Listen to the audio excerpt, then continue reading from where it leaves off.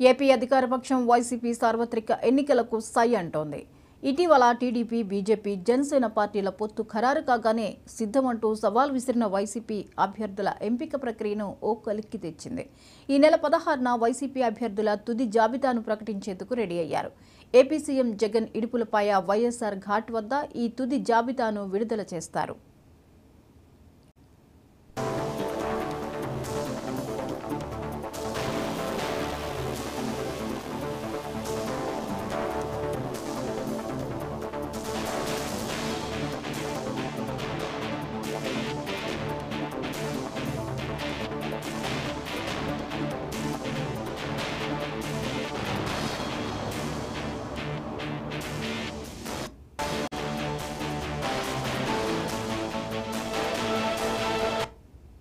అభ్యర్థులకు సంబంధించి వైసీపీ ఇప్పటిదాకా 12 జాబితాలు విడుదల చేసింది.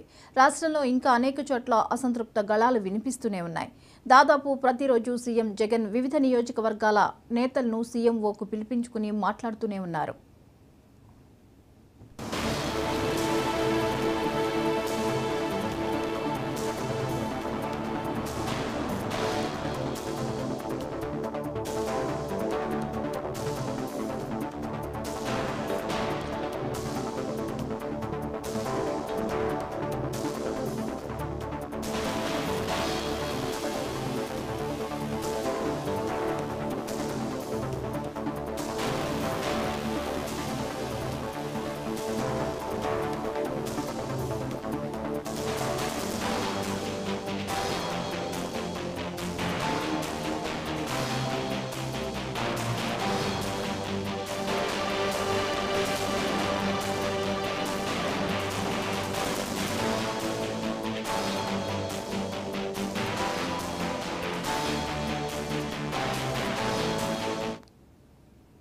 అభ్యర్థుల ప్రకటన తర్వాత జగన్ జనంలోకి వెళ్లేలా ప్లాన్ చేసుకున్నారు. 17న కర్నూలు, నంద్యాల జిల్లాలో జగన్ పర్యటిస్తారు. ఆ మరుసటి రోజు నుంచి ఎన్నికల ప్రచారానికి సిద్ధమవుతారు జగన్. ఉత్తరాంధ్ర నుంచి ప్రచారాన్ని ప్రారంభించేందుకు ఏర్పాట్లు చేస్తున్నారు పార్టీ శ్రేణులు. తొలి రోజు Ichchapuram, Vijayawada west, Nellore rural CM Jagan ప్రచారం చేస్తారు. అక్కడే రోడ్ షో కూడా ఉండే ఛాన్స్ ఉంది. రోజు 2-3 బహిరంగ సభలు, రోడ్ షోలు ఉండే విధంగా ప్రచార ప్రణాళికలను సిద్ధం చేసుకున్నారు జగన్.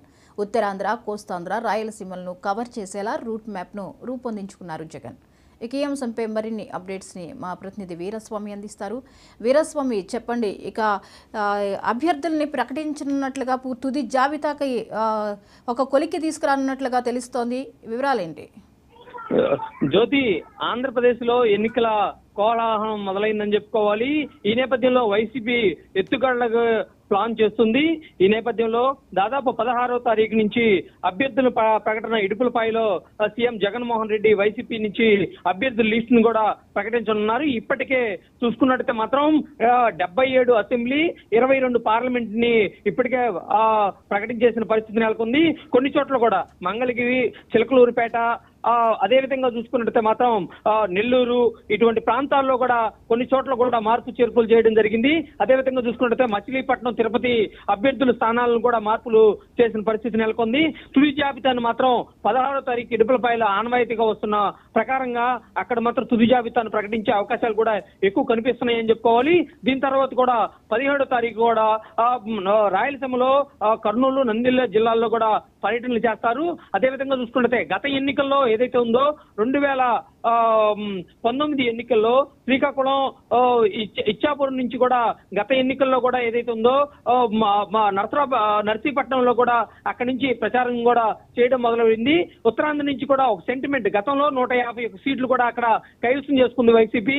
సెంటిమెంట్ గా అక్కడి నుంచి ప్రచారం చేయాలని చెప్పేసి భావిస్తున్నారు. ఇప్పటికే వైసీపీ నేతలు కూడా అక్కడి నుంచి ప్రచారం చేయాలని చెప్పి చెప్పడం జరిగింది. ఒక రూట్ మ్యాప్ కూడా క్లారిటీ కూడా ఇవ్వనున్నారు. ఈ నేపథ్యంలో కూడా ఇప్పటికే మాత్రం తుది కసరత్తు కూడా పూర్తయింది.